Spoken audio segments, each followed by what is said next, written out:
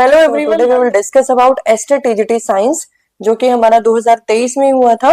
इसको हम सॉल्व करेंगे। इसमें जो है हम सभी जानते हैं टीजीटी जो है ये लेवल 2 का पेपर होता है।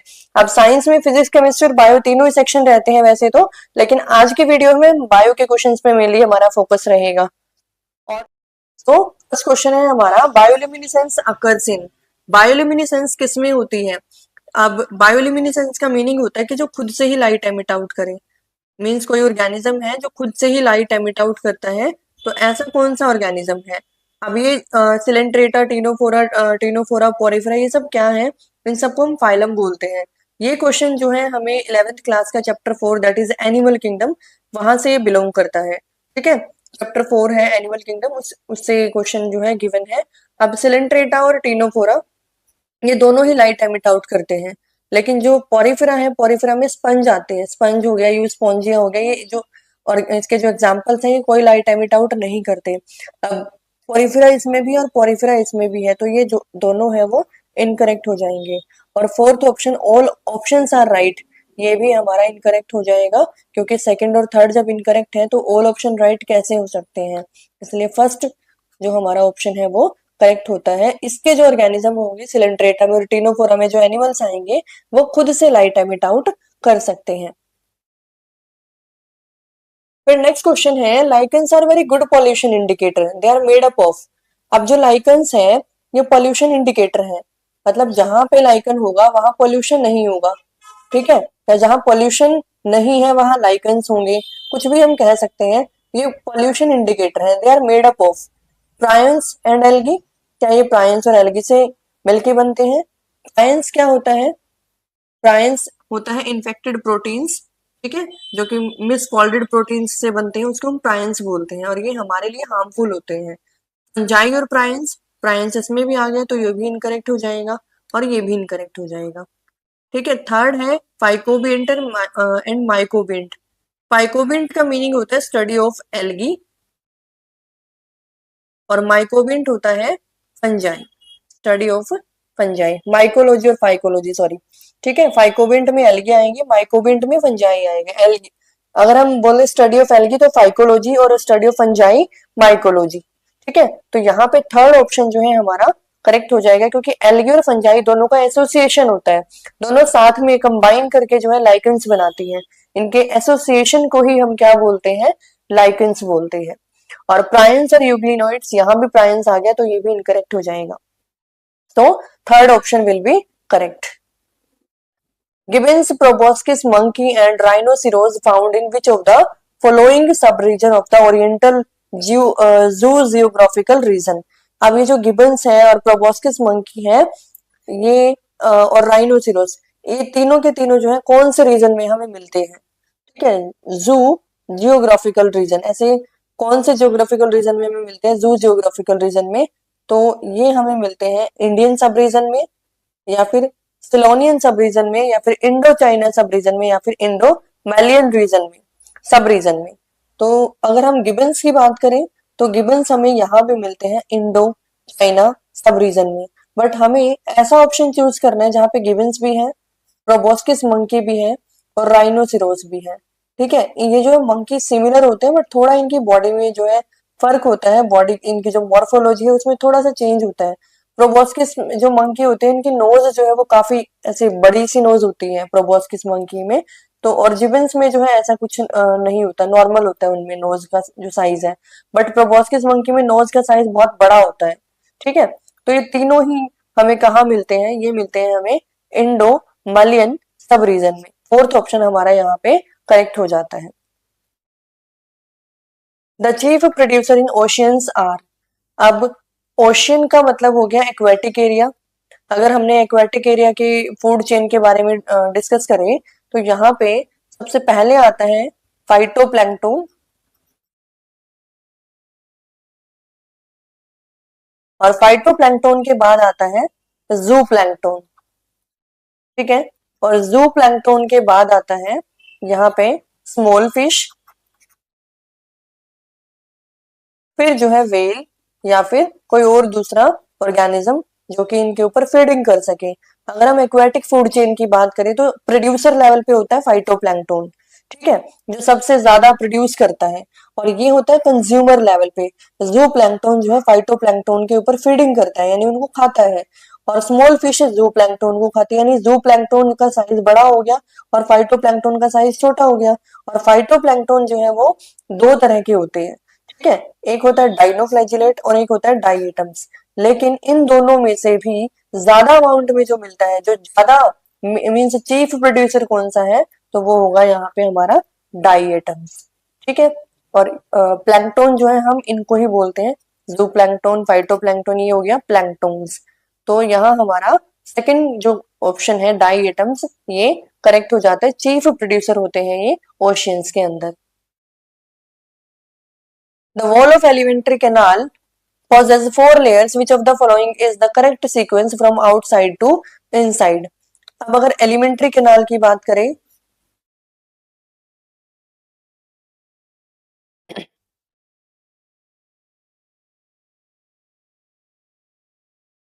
तो यहाँ पे अगर हम एलिमेंट्री कैनाल का डाइसेक्शन करें कहीं से, तो इसका डाइसेक्शन हमें कुछ इस टाइप से सर्कल में मिलेगा। ठीक है,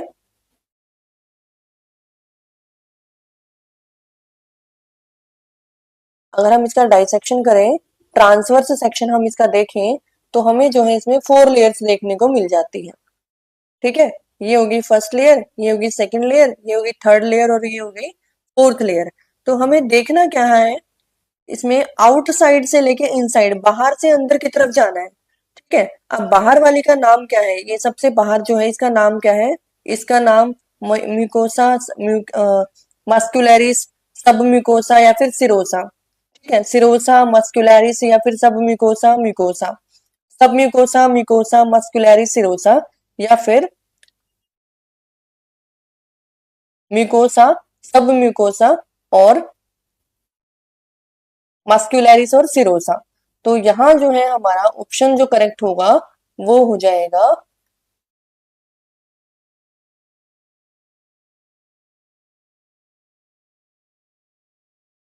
कौन सा करेक्ट होगा यहाँ पे हमारा, सबसे बाहर जो होती है, ये सबसे बाहर जो होगी इसको हम बोलते हैं serosa.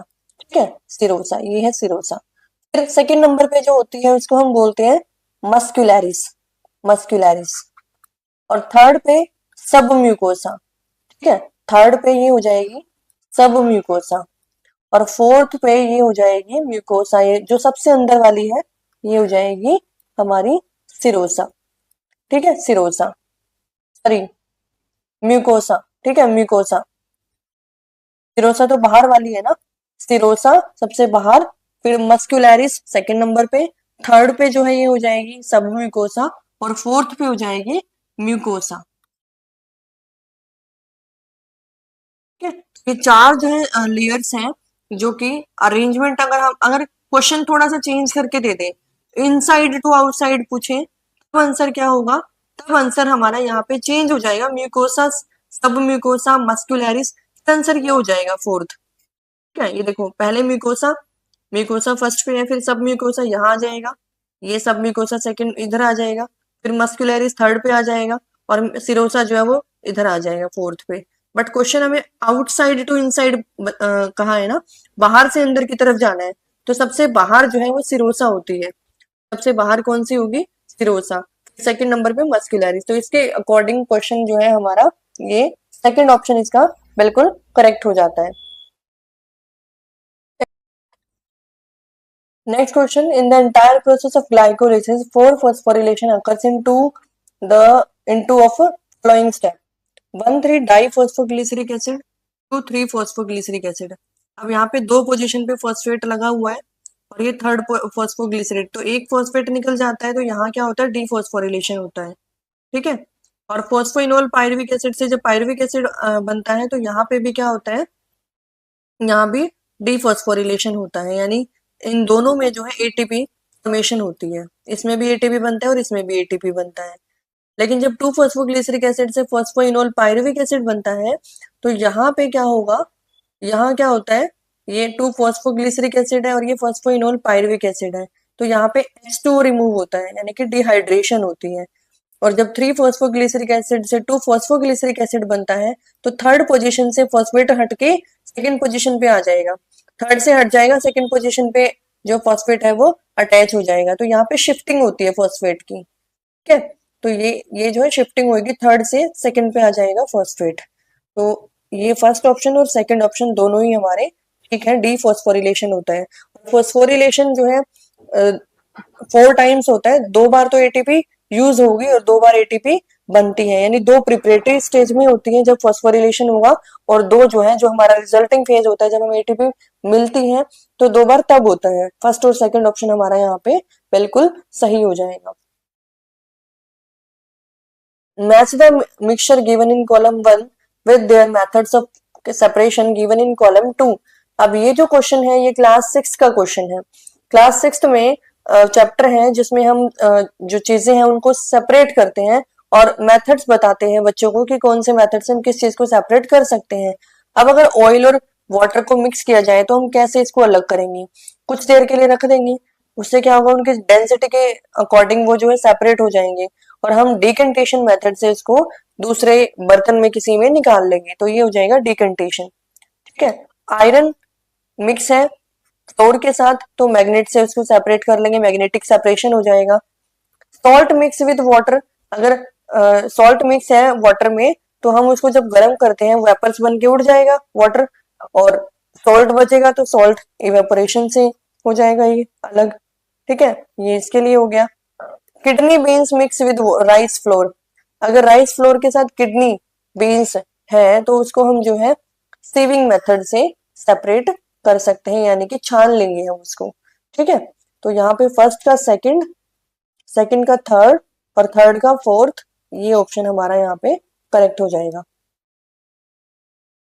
The scientist who first explain that cells divide and new cells are formed from pre existing cell is, मतलब पुरानी सेल से नई सेल बनी है, फॉर्म्ड प्री एग्जिस्टिंग सेल। कौन से ऐसे साइंटिस्ट है जिसने ये बताया कि नई सेल बनती है पुरानी सेल से?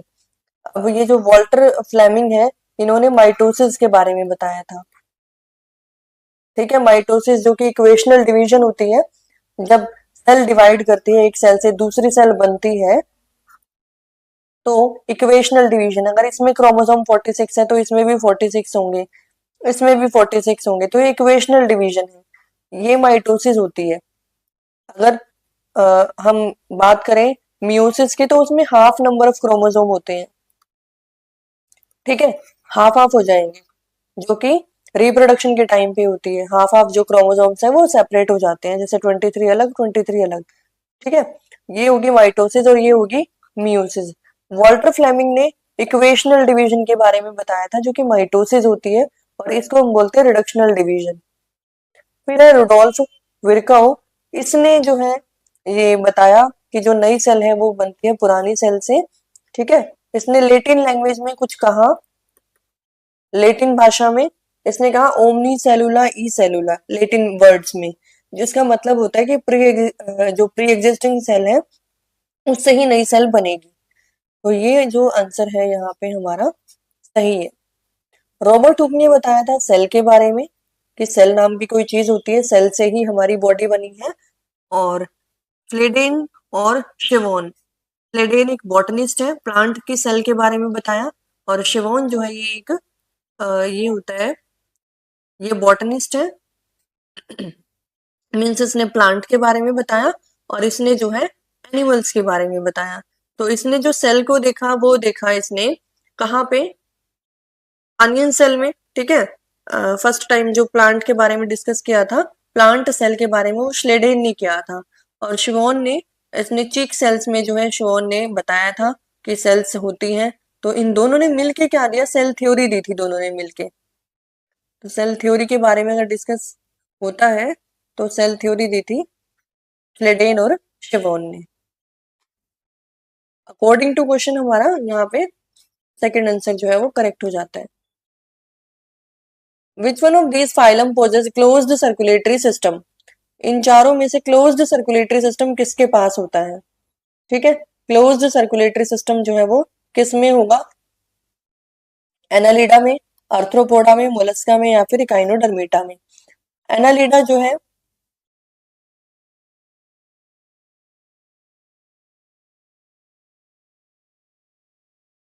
एनालिडा में जैसे अर्थवॉर्म हो गया, ठीक है, अर्थवॉर्म हो गया, लीच हो गया, ये ऑर्गेनिज्म किस में आते हैं? एनालिडा के अंदर। बटरफ्लाई है, मॉस्किटो है, हाउस फ्लाई है, वो सब किस में आएंगे? अर्थ्रोपोडा में आएंगे। स्नेल किस में आएगा? मोलस्का में आएगा। स्टारफिश किस में आएगी? इकाइनोडर्मेटा में आएगी, जो है स्टार की तरह होती है ना, कुछ इस टाइप से। तो ये किस में आती है? ये इकाइनोडर्मेटा में आती है। जो इस टाइप से स्नेल होता है वो किस में आएगा? मोलस्का में आएगा। बटरफ्लाई सब किस में आएंगे? अर्थ्रोपोडा में आएंगे। तो अब तो आप बता सकते हैं ना, सर्कुलेटरी सिस्टम किस में होता है? क्लोज्ड, मतलब जिसमें आर्टरीज और वेन सब कुछ प्रॉपर होता है, ठीक है, तो वो किस में होगा? एनालिडा के अंदर होता है, एनालिडा में। अर्थ्रोपोडा, बटरफ्लाई में या फिर मॉस्किटो में, इन सब में कहाँ क्लोज्ड सर्कुलेटरी सिस्टम होगा? इनमें कहाँ आर्टरीज और वेन्स होती है? मोलस्का में भी नहीं होता और स्टारफिश में भी नहीं, ये सिर्फ किस में होगा? एनालिडा के अंदर। Which of the following set of fishes are edible? इनमें से कौन सी फिश है जो एडिबल है, खाई जा सकती है? Catla, rohu, hilsa, pomfret, prawn, sardines, lobster and rohu. Prawn यहाँ पे फिश नहीं है, प्रॉन यहाँ पे फिश नहीं है। लॉबस्टर, क्रैब भी फिश नहीं होता, ठीक है, और रोहू यहाँ पे लॉबस्टर, ये भी फिश नहीं है। और ये नीचे जो है दिया है क्रैब, तो ये भी यहाँ पे फिश नहीं है। तो आंसर हमारा क्या हो जाता है? First option will be correct. ये जो प्रॉन है, ये और ये जो क्रैब है, इनकी बॉडी हार्ड होती है, ठीक है, ये क्रस्टेशियंस में आते हैं, क्रस्टेशियंस में आते हैं, फिश नहीं होती है, क्रस्टेशियंस होते हैं। तो इसलिए इनकी बॉडी जो बाहर से हार्ड होती है, बाहर से हार्ड होती है, अंदर से सॉफ्ट। प्रॉन्स हो गया और ये क्रैब हो गया, तो ये सब क्रस्टेशियन में आएंगे। तो इसलिए फर्स्ट ऑप्शन हमारा यहाँ पे करेक्ट हो जाएगा। What are the primary lymphoid organ? Primary lymphoid organs और secondary lymphoid organ. Primary lymphoid organs कौन से होते हैं? जिनमें हमारी आरबीसी बनती है, डब्ल्यूबीसी बनती है, ठीक है, प्लेटलेट्स बनती हैं, तो बनती है और मेच्योर होती है। तो ये होती है हमारी स्प्लीन, लिम्फ नोड्स, टॉन्सिल या फिर पेयर्स पैचेस, बोन मैरो या फिर थाइमस, थाइमस या फिर अपेंडिक्स, ठीक है। तो इसके लिए जो हमारा करेक्ट आंसर है प्राइमरी के लिए, वो होता है bone marrow and thymus. Bone marrow में हमारी जो डब्ल्यूबीसी है, व्हाइट ब्लड सेल्स होती है, वो बनती भी है और मेच्योर होती है, और फिर उसके बाद मेच्योर होने के बाद वो कहाँ पहुंचते हैं? स्प्लीन में, लिम्फ नोड्स में, पियर्स पैचेस में। पियर्स पैचेस क्या है? जैसे इंटेस्टाइन के अंदर की जो ये वॉल होती है ना, उस वॉल पे जो पैचेस होते हैं उसको हम बोलते हैं पियर्स पैचेस, ठीक है। टॉन्सिल हमारे गले के अंदर, थाइमस चेस्ट रीजन में, जिससे जो हमारे इम्यूनिटी को डिफाइन करती है। जैसे जैसे बच्चा बड़ा होता है तो थाइमस का साइज छोटा होता चला जाता है, ठीक है। अपेंडिक्स हो गया, ये सब हमारे किस में आएंगे? सेकेंडरी लिम्फोइड ऑर्गन में आएंगे। प्राइमरी में दो ही होते हैं, बोन मैरो और थाइमस। तो third answer will be correct, third option will be correct. When glomerular filtration rate falls, which of the following hormone is released to stimulate glomerular blood flow? जब GFR rate कम होता है तो क्या release होगा? ठीक है, कौन सा हार्मोन रिलीज होगा? अब ये GFR क्या है? GFR, GFR होता है किडनी के अंदर, ठीक है। किडनी में नेफ्रॉन की जब हम बात करते हैं, नेफ्रॉन का स्ट्रक्चर कुछ ऐसा ऐसा होता है, ठीक है। अब यहाँ पे कुछ वेसल्स आती है और वो जो है ब्लड वेसल्स, ब्लड को इस हेनले लूप के चारों तरफ जो है इसका नेटवर्क बना होता है, और उसमें जो ब्लड में जितना भी यूरिन होगा या जो भी उसके अंदर यूरिया होगा, वो सब कुछ जो है वो एब्जॉर्ब हो जाता है और फिर वो कलेक्टिंग डक्ट में स्टोर हो जाता है, ठीक है। ब्लड में से मीन्स जो इम्प्योरिटीज होती है वो निकल जाती है सब कुछ। अब ये जो यहाँ पे ये जो ये वाला जो रीजन है, इस रीजन में क्या होता है? एब्जॉर्प्शन होता है ब्लड से, जो भी वेस्ट चीजें हैं वो एब्जॉर्ब होती है। तो ये जो GFR रेट है, इसको हम बोलते हैं कि कितना रेट है। अगर ये कम होना शुरू हो जाए तो GFR रेट को नॉर्मल करने के लिए कौन सा हार्मोन रिलीज होगा? यहाँ की जो सेल्स होती है ना, डिस्टल कन्वोल्यूटेड ट्यूब और डिस्टल कन्वोल्यूटेड ट्यूब और ये होता है प्रॉक्सिमल कन्वोल्यूटेड ट्यूब, ये वाला प्रॉक्सिमल और ये वाला डिस्टल। तो यहाँ पे कुछ सेल्स होती हैं जो कि रेनिन रिलीज करती हैं। ठीक है, जैसे जैसे रेनिन रिलीज होएगा तो रेनिन का काम क्या है, वैसो कंस्ट्रिक्शन का। वैसो मतलब वेसल्स, वेसल्स का जो डायमीटर है वो कम हो जाएगा। अब एक तो ये वाली सेल है, वेसल है, और एक ये वाली वेसल है। तो इसमें प्रेशर ज्यादा होगा या फिर इसमें प्रेशर ज्यादा होगा? तो प्रेशर ज्यादा किस में होता है, जिसमें डायमीटर क्या हो, कम हो। ठीक है, जिसमें डायमीटर कम हो। अब जब वैसो कॉन्स्ट्रिक्शन करा दिया रेनिन ने, जब डायमीटर कम हो गया तो प्रेशर क्या हो जाएगा, ज्यादा हो जाएगा। अब अगर पहले जीएफआर रेट कम हो रहा था तो अब वो क्या हो जाएगा, इंक्रीज हो जाएगा। और ये किसकी वजह से होगा, रेनिन की वजह से होगा। ठीक है, तो ब्लड का जो फ्लो है, उस ब्लड फ्लो को मैनेज करने के लिए कौन रिलीज होता है, renin. Which of the following species is critically endangered reptile in India? Endangered zone में कौन है, जो रेप्टाइल भी है? अब ये घड़ियाल दिया है, बंगाल मॉनिटर दिया है, कॉमन स्किंक दिया है, और यहाँ पे लास्ट ऑप्शन है ग्रीन टर्टल। ठीक है, ग्रीन टर्टल, ये तो नहीं होगा ग्रीन टर्टल। कॉमन स्किंक जो है हमारे यहाँ का नहीं है, इंडिया का नहीं है, अमेरिका का होता है ये। अलग अलग कंट्रीज में इसकी स्पीशीज भी देखने को मिलती है।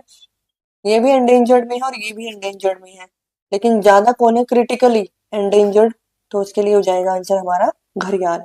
ठीक है, अगर बोथ का ऑप्शन भी हमें मिलता तो हम दोनों भी लगा सकते हैं, क्योंकि फर्स्ट पे ये है और सेकंड पे ये है। तो एक का ही हमें आंसर करना है, तो आंसर हमारा हो जाएगा घड़ियाल। विच one of this is a excitatory neurotransmitter? Neurotransmitter यानी न्यूरॉन से रिलेटेड है। जब हमारे ब्रेन से एक सेल से, ब्रेन की जो सेल्स होती है उसको हम बोलते हैं न्यूरॉन। ठीक है, न्यूरॉन। अब न्यूरॉन का सबसे लंबी सेल है, हमें पता है। सबसे जो है लेंथ वाइज अगर देखी जाए तो सबसे लंबी सेल होती है न्यूरॉन हमारी बॉडी में। अब एक न्यूरॉन जब दूसरी न्यूरॉन के साथ कांटेक्ट में आती है तो यहाँ पे ये कुछ केमिकल रिलीज करती है। ठीक है, ताकि एक न्यूरॉन दूसरे न्यूरॉन को दे, फिर वो तीसरे न्यूरॉन को दे, और फाइनली फिर जो है वो मैसेज को डिलीवर करता करता अपने टारगेट साइट पे पहुंच जाए। तो ब्रेन से जो सिग्नल मिलता है वो किस फॉर्म में मिलेगा हमें? यहाँ से जो एक्साइटमेंट होती है एक केमिकल की दूसरे न्यूरॉन तक, वो कौन सा है, ग्लाइसिन है, डोपामाइन है, एसिटाइल कोलिन है, या फिर गामा अमाइनो ब्यूटाइरिक एसिड है? तो ये होता है हमारा acetyl choline. Answer third will be correct. Which of the following is the correct sequence of succession in plants? जैसे कहीं पे बिल्कुल बंजर जमीन पड़ी हुई है, वहां पे कुछ सालों के बाद, हजारों सालों के बाद जो है हमें फॉरेस्ट देखने को मिल जाए। ठीक है, या कहीं पे पहले कभी कोई नदी बह रही थी लेकिन फिर जो है वहां पे कुछ सालों के बाद जंगल बन जाए, फॉरेस्ट एरिया बन जाए, तो इस प्रोसेस को हम बोलते हैं कंप्लीट सक्सेशन। अब सीक्वेंस कौन सी है, सबसे पहले क्या होगा, जीरी कंडीशन होती है जब बिल्कुल ड्राई कंडीशन से चीजें शुरू होती हैं। टेम्परेचर बिल्कुल हाई ड्राई कंडीशन से स्टार्टिंग हुई और फिर फाइनली जाके कोई फॉरेस्ट बन गया। ठीक है, मतलब जीरिक कंडीशन से नॉर्मल टेम्परेचर हो गया, नॉर्मल सब कुछ हो गया। तो ये हो जाएगा जीरिक, जिरार्क, हाइड्रार्क या फिर म्यूजिक। जिरार्क, म्यूजिक या फिर हाइड्रार्क, म्यूजिक, जिरार्क, हाइड्रार्क या फिर हाइड्रार्क। हमें यहाँ पे बताना है कि सीक्वेंस कौन सी हमारी सही है। तो यहाँ पे सेकंड जो है वो करेक्ट है, जीरेक से जो है म्यूजिक होती है।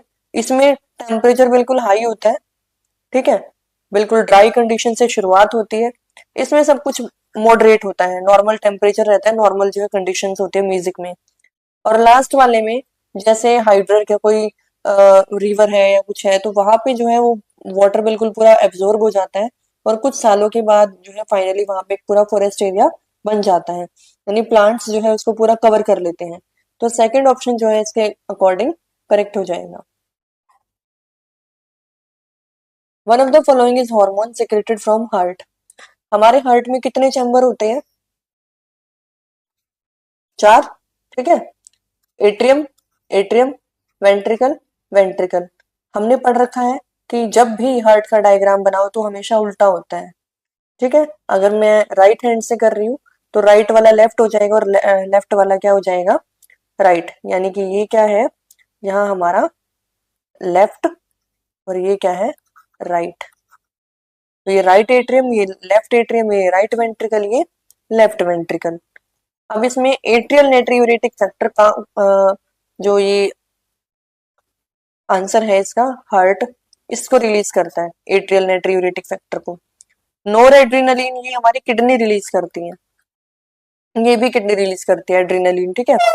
तो ये जो एट्रियल नेट्रियूरेटिक फैक्टर है, ये हमारी एट्रियम के जो वॉल्स होती है ना, ये यहाँ पे ये रिलीज करती है।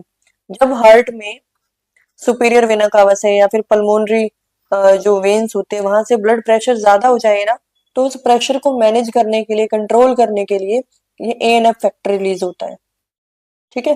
तो एएनएफ हमारा हार्ट रिलीज करता है। How many facial bones are there in skull of human, skull में कितनी बोन्स होती हैं। स्कल में बात की जाए तो नेक से ऊपर जो हमारा रीजन है इसमें टोटल 22 होती है, ठीक है। बट फेस में कितनी होती है, फेस में फेशियल बोन कितनी है, 14, ठीक है, 14 है।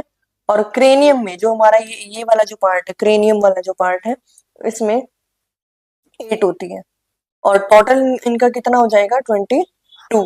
बट हमें यहाँ किसका बताना है, ओनली फेशियल, तो यहाँ हमारा आंसर हो जाएगा 14।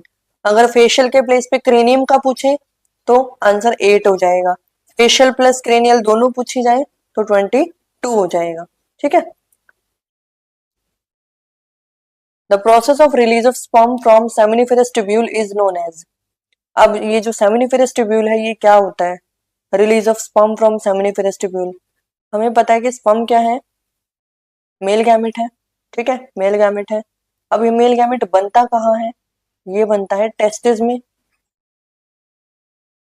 ठीक है। ह्यूमन मेल के अंदर जो है टेस्टिस वो पेयर में प्रेजेंट होते हैं, लेफ्ट राइट, ओके। अब दो टेस्टिस होते हैं, एक टेस्टिस के अंदर जो है अलग अलग कंपार्टमेंट्स होते हैं, बहुत सारे 250 कंपार्टमेंट्स के आसपास होते हैं। एक कंपार्टमेंट के अंदर फिर 2 से 3 सेमिनिफेरस ट्यूब्यूल होती है, ये जो ट्यूब्यूल है ये 2 से 3 सेमिनिफेरस ट्यूब्यूल होती है। इन सेमिनिफेरस ट्यूब्यूल के अंदर स्पर्म फॉर्मेशन होती है।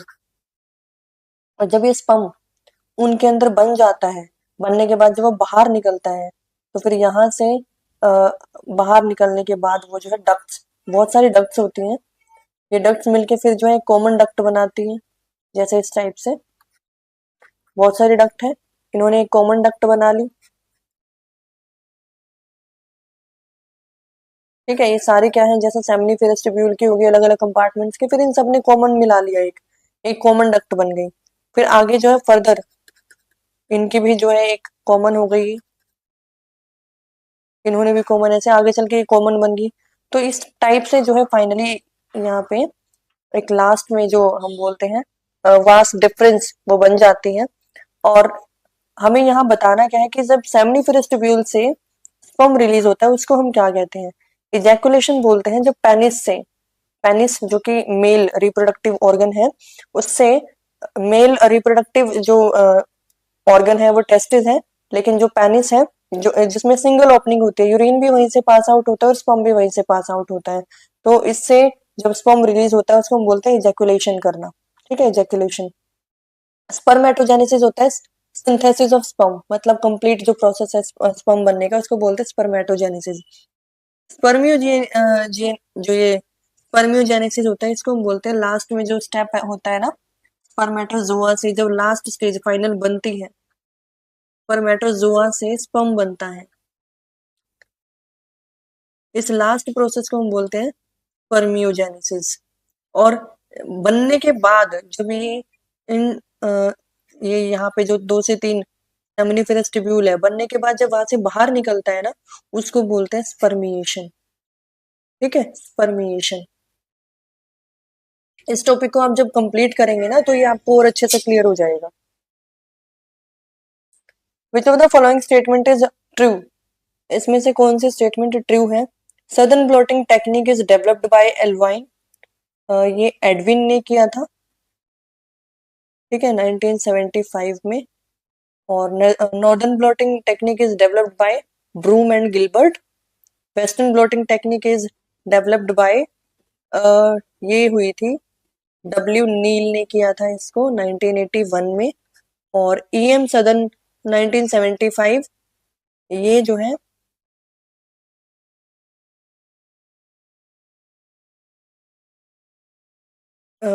ये जो है ईएम सदन ब्लॉटिंग, ये आईजीजी क्या होती है, एंटीबॉडी होती है। तो इसने ब्लॉटिंग के ऊपर ही काम किया था, एंटीबॉडी के ऊपर काम नहीं किया था। तो ये इनकरेक्ट हो गया, ये इनकरेक्ट हो गया, ये इनकरेक्ट हो गया, तो ये एक जो है यहाँ पे हमारा करेक्ट हो जाएगा। The offspring produced after asexual reproduction. Asexual reproduction के बाद जो ऑफस्प्रिंग बनते हैं वो मॉर्फोलॉजिकली सेम होते हैं, मतलब उनके फीचर्स सेम होंगे, सब कुछ दिखने में वो बिल्कुल सेम होंगे, या फिर उनका डीएनए आरएनए सब कुछ सेम होगा, जेनेटिक लेवल पे सेम होंगे, या फिर दोनों तरीके से सेम होंगे या फिर डिफरेंट होंगे। ठीक है, तो दोनों तरीके से सेम होते हैं। Which of this is used in extraction of metal.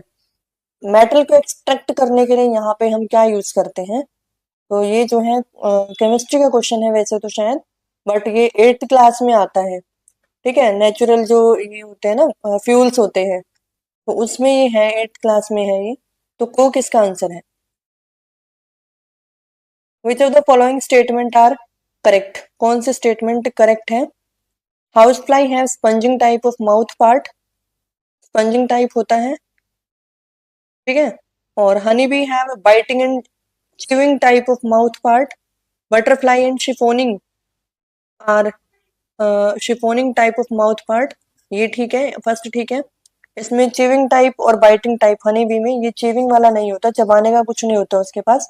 और कॉकरोच में लैपिंग टाइप और च्यूइंग टाइप।